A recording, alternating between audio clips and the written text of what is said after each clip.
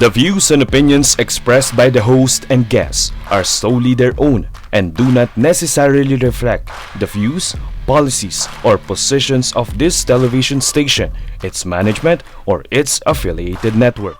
The station and its affiliates assume no responsibility or liability for the opinions expressed or the content discussed during this program. Viewer discretion is advised.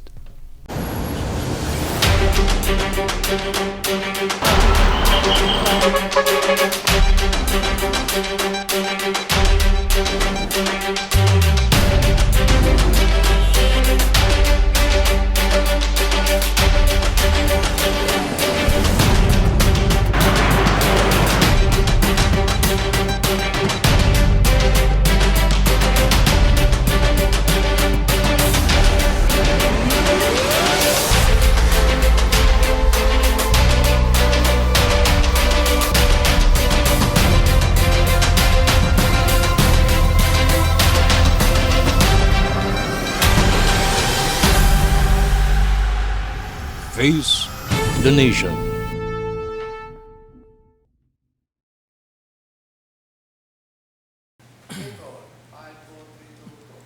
Good day, ladies and gentlemen. I'm Lorlyn Garcia Velarde, and for this week's episode of Face the Nation, we will be discussing the railway system of our country. On the right track, boosting railway efficiency, thus improving our economy.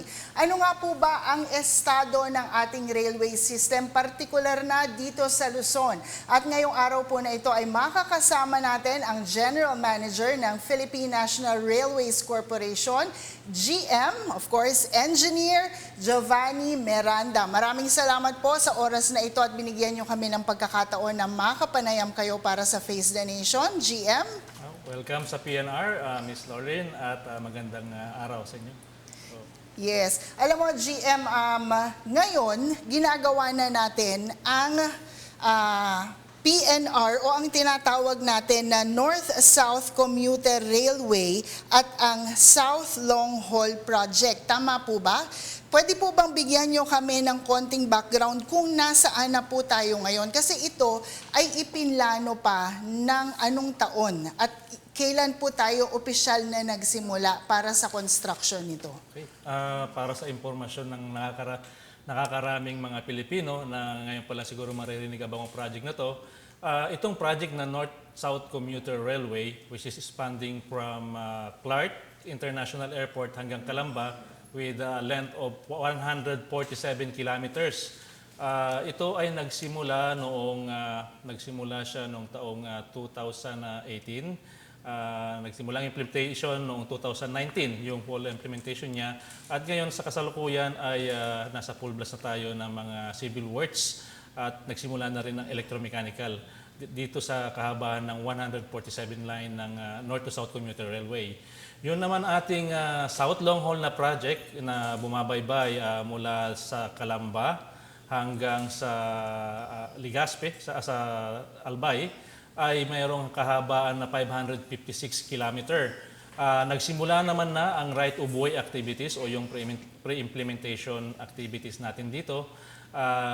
Katulad ng pagsasaayos sa mga informal settlers, pag-acquire ng mga lupa. Yun ang mga nasimulan natin. Ang implementation na lang ang sa kasalukuyan na inaayos natin ang pondo para dito sa South Long Haul Project. So yung una nyo pong nabanggit is yung 147 kilometer na North-South Commuter Railway. Ito po ay mula Calamba, Laguna na magtatapos hanggang Clark. Yes. 147 kilometers. So ibig po bang sabihin nito, mula Laguna, pwede na silang magbiyahe once na ito ay matapos ng dire-diretso papunta ng Clark. Tama. At yun naman pong mga nasa Metro Manila na kung sakali man ay magdesisyon na pupunta ng Clark dahil dun sila sa airport ng Clark sasakay, pwede na silang mag-tren. Tama. Tamang-tama yan nasabi mo, Ms. Lorlyn. Mas mapapabilis na pagbiyahe nila. Sa ngayon, gamit ang ating traditional na transportasyon, inaabot tayo ng yung kahabahan ng 147 mula Calamba hanggang Clark, aabutin ng 4 na oras. Pero kapag natapos na ang North to South Commuter Railway, 2 oras na lang abutin doon sa commuter. However, yung ating Airport Express ay mas mabilis pa. Yung mula Muntinlupa hanggang Clark, it will be traveling only with around 1 hour na. Pero yan po bang sinasabi nyo na yan, yung mismong railway system, iisa lang po ang dadaanan o magkaiba ba yung track ng para sa ating Airport Express at dun sa ordinaryo lang na pagbiyahe mula Metro Manila papunta rin naman ng Clark? Kasi syempre, hindi lang naman din yung mga pumupunta ng Clark, ibinuboost din po natin syempre kung ano yung meron dun sa Clark, whether this is for our economy or whether for this is for our tourism, di po ba? So dalawa po ba yung track niyan or the same track pero iisa lang yung dadaanan or paano po ba siyang mas magiging mabilis? Napakagandang katanungan, medyo technical yan. Yes, wag po natin masyadong gawing technical para mas maintindihan po ng ating mga commuter. Tama, may dalawa tayong klase ng tren na tatakbo sa iisang track. May tinatawag tayong northbound track, yung mula Calamba hanggang Clark. Dalawang klase ng train tatakbo doon. Yung commuter train at saka Airport Express. Airport Express is magsisimula sa stasyon sa Muntinlupa hanggang sa Clark International Airport yon.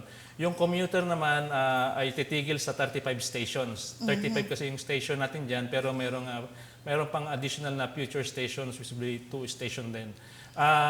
Yun ay ima-manage using sa tinatawag natin na timetable sa railway operation. Ibig sabihin, kahit dalawang train na magkaibang speed na tatakbo dyan at yung hintuan nila, mamamanage pa rin yung paghinto nila, yung kanilang tinatawag na pagtakbo at paghinto sa bawat istasyon para ma-make sure na yung travel time at yung tinatawag na headway pagitan ng dalawang train ay nami-maintain sa operasyon yun. So yun ang nagbibigay na kung halimbawa maganda ang iyong operasyon, yung timetable na mi-maintain, yung headway na mi-maintain natin sa bawat oras ng operasyon. Napakaganda yan. Pero tingnan po natin, inuuna kasi natin itong North-South Commuter Railway na hanggang Clark lamang. So bigyan po muna natin ng focus. Ito na yung ngayon na sinisimulan na talaga.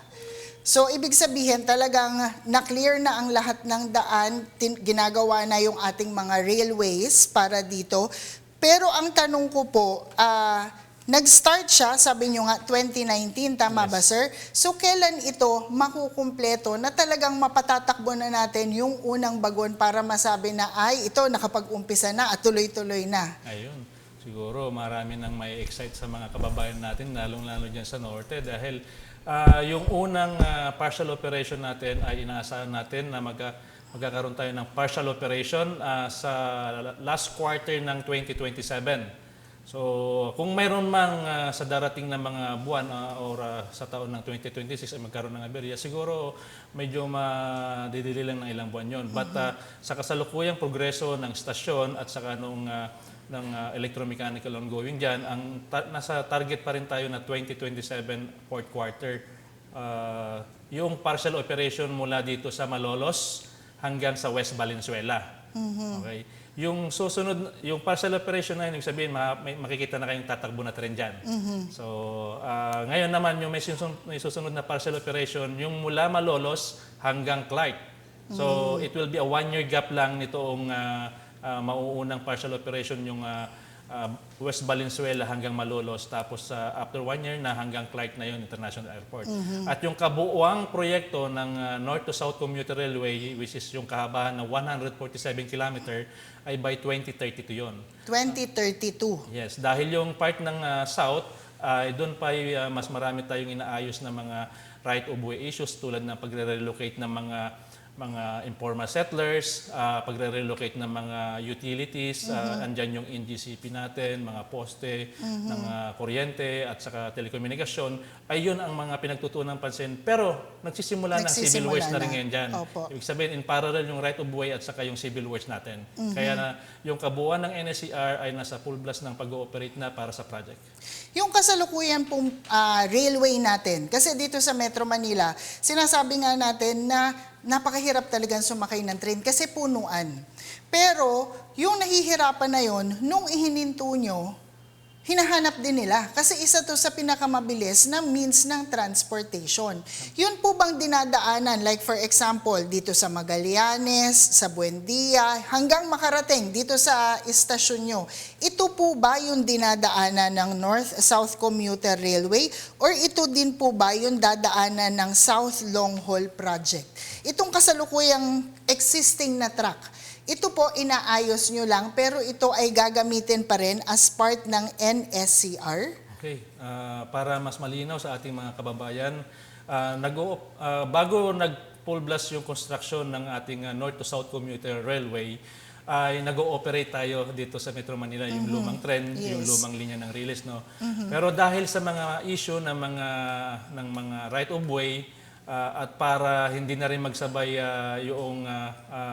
hindi magsabay na nag-ooperate at nagko-construction, which is very hard to implement doon sa project site yon, ay hard to implement, sir. Gusto ko lang sabihin, hard to implement kasi unang-una, nagiging mabigat yung daloy ng trapiko dun sa mga area na maaaring nahihinto kasi meron syempreng mga movement ang ating mga ginagawa dyan. Plus, syempre, traffic din kasi kailangan ng mas maraming sasakyan dahil hindi nga in operation yung ating mga railways ngayon, di ba? Ang plano kasi dati is magkaroon ng operasyon pa rin in parallel sana dun sa NSCR. Yun yung existing na line iuusog ng konti pero magkakaroon pa rin ng parang other project yun aside from the NSCR. Kaso nag-overlap na yung time, hindi na implement yon at yung NSCR ang pinagtuunan ng pansin. Dahil ang alam niyo naman ang katayo ng NSCR, ito ay under sa ODA, big sabihin inutang natin to sa funding agency sa JICA at saka sa ADB. So kailangan mag-give way yung existing operation ng PNR para makapag-full blast ngayon yung NSCR project. So we have to mitigate the risk sa project dahil mas malaking naging implikasyon yon sa ating pondo, ganun din para sa project. So yung mga na-displace na mga commuter ng PNR dati, sila ay mostly na-cater ng mga road transport ngayon. Yung iba naman, nandyan ang LRT1 natin dahil tumatakbo nga in parallel, halos in parallel din yung PNR dati mula Caloocan. In parallel yan mula Caloocan hanggang dito sa Manila. So yung mga nagko-commute dati ng mga sakay ng PNR ay either sumasakay sila sa LRT1 or sa mga road transport natin ngayon. Yung mga mula Manila hanggang Parañaque naman, mostly they are catered by the road transport na. So later on, kapag matapos yung project, yung lahat ng mga commuter, not only in the Metro Manila but from Pampanga, Bulacan, Metro Manila hanggang Laguna, ay sila yung major na i-cater or masiservisyohan ng North to South Commuter Railway. At ini-expect natin na magkakaroon ng around 800,000 daily ridership para sa pag-operate daily ng North to South Commuter Railway project. Yes, napakaganda kasi pag sinabi nga nating itong railway project natin na to. Kasi alam mo yung tayong mga Pilipino ngayon, ang dami nang nagbiyabiyahe sa ibang bansa, di ba? At ang pangunahing transportasyon nga nila na ginagamit, lalo pa sa ibang lugar, wala silang jeep. 'Di ba? Mahal ang taxi. So talaga ang ginagamit nila ay mga tren. Kaya napakaganda na merong ginagawa ang ating gobyerno para naman ma-experience din ng ating mga Pilipino na mabilis ang biyahe kung merong tren at makakabawas to sa daloy ng trapiko. Alam po natin na of course pinag-aralan ng PNR ang implementasyon nitong ating railways. Pero tinatanong ko lamang po kasi sa ibang bansa para magkaroon lang tayo ng kaunting paghahalintulad. Yung ibang bansa, hindi lang isang linya ang mga railway system nila, talagang sanga-sanga kasi yun na yung nagiging main means of transportation nila. Hindi lang po lahat ay nandito sa ibabaw ng lupa. Yung iba hindi natin nakikita pero baka yung iba nasa taas, karamihan naman dun sa iba na mas magaling siguro like yung mga advanced na mga countries katulad ng Japan, sa ilalim naman po idinaan lahat para nga ito ay hindi na nakakaabala sa mga dumadaan sa ating lansangan na nandito talaga sa ating daanan. Bakit po hindi natin sinubukan or inimplement na magkaroon tayo ng mga underground or yung mga tinatawag na parang skyway na doon para nakabawas din siya sa posibleng maging daloy ng trapiko kung tayo ay nakakaabala man? Okay.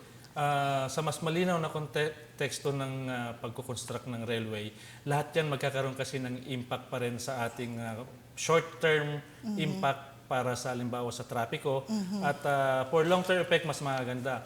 Bakit hindi sinubukan na magkaroon? Actually, meron tayong portion under the NSCR which is naka-underground.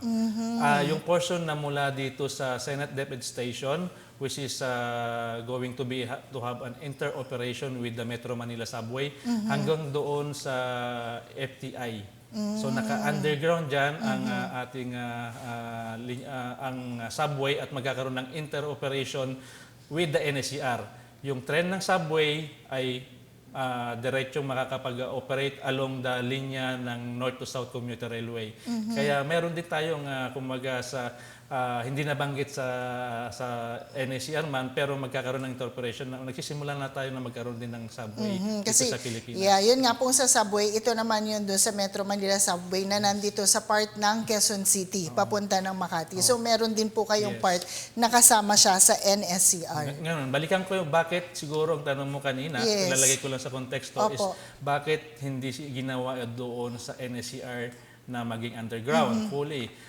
Kung ating babaybayin ang kahabaan ng NSCR mula sa Clark, sa Pampanga, Bulacan, hanggang dito sa Metro Manila, Clark to Pampanga is Clark, Pampanga up to Bulacan is in parallel sa ating kalsada na tinatawag na MacArthur Highway, di ba?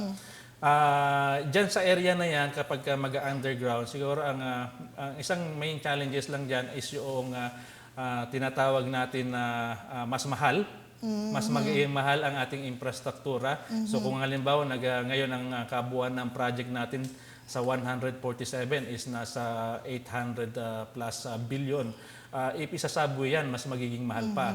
At alam naman natin na medyo nasa labas na ng Metro Manila dyan, most probably yung ridership doon mas mababa na rin. So andun yung pagko-comparison doon sa technical na aspeto which is pwedeng magawa ngayon. However, yung financial, yung economic feasibility naman ay isang bagay na kailangan din tignan sa pagpaplano ng project. Kaya mas naging nanaig yung elevated railway natin dahil unang-una hindi siya kasing mahal ng subway para implement na sa along alignment ng NSCR. Tapos yung issue before na yung unang linya kasi ng tren ng PNR ay naka-upgrade. Ibig sabihin nagkaroon ng interoperation with the other road vehicle. So may mga risk doon na nagkakabanggaan ngayon yung PNR train at saka yung road vehicle.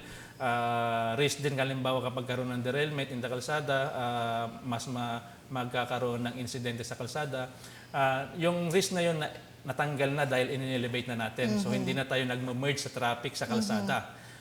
Kaya mas nagiging efficient, mas mabilis yung biyahe, at mas magiging reliable na serbisyo natin dahil elevated na rin. Yun lang, mas mura siya, kaya mas na-implement yung elevated siya. Mas ito mura yung makikita natin, GM, mula dito sa pagkasa Clark kasi parang merong area na elevated doon. Doon nagmumula. Yun yung naka-elevate natin. Tama. Kung makikita mo doon, pag tumatawid ka along or binabaybay mo ang kahabaan ng NLEX papunta sa SETEX, makikita mo yung naka-elevated na portion doon. Galing doon sa Clark Airport na unang istasyon ng North to South Commuter Railway Project. Yes, GM, pagka ito nga inimplement na natin to at nakapag-umpisa na tayo, sabi mo nga possibly by end of 2027 or 2028. Alam ko, nandito tayo ngayon sa opisina ng PNR. Nakita ko yung mga bagon nandyan. Yan lahat yan, tumatakbo pa din. Although hininto nga natin dahil ginagawa natin na ang ating mga railways, di ba? So ito, patuloy nating gagawin. gagamitin, pero magkakaroon din ba tayo ng mga bagong bagon na talagang mafe-feel naman nila na hindi lang pala railway ang inayos, kung hindi marami din tayong mga bagong bagon na sasakyan ng ating mga commuters. Tamang-tama yung sinabi mo. Ang gagamitin nating bagon sa North to South Commuter Railway, lahat ay bago. Bagong teknolohiya, tumatakbo na siya sa kuryente. Mas greener technology na ang gagamitin natin compare sa mga existing na nandyan na ginagamit natin ay diesel. Yung mga na-existing na nandyan ay gagamitin pa rin sa operasyon pero sa south natin gagamitin ngayon kung saan yung ating lumang linya ng Bicol Express mula dito ngayon sa existing mula Calamba hanggang sa Legazpi, doon natin gagamitin yung mga existing na bagon na yan. Pero sa North to South Commuter Railway Project, lahat yan ay bagong bagon. Mahigit 50 bagon ng tren, kasama na yung Airport Express at saka yung commuter train natin na gagamitin dyan. Lahat yon ay imported, gawa sa Japan at saka gawa sa Spain, yung mga train natin. Pagka sinabi mong Airport Express, GM, parang pati ako na-excite. Kasi talagang yan yung kulang sa atin. Sa airport natin talagang either mag-taxi ka, ihatid ka, pero yun na nga, kung makakapag-train ka para mas mapabilis kung sa Clark ka man pupunta o galing ka man dito sa North para pumunta dun sa Metro Manila, mas mapapabilis.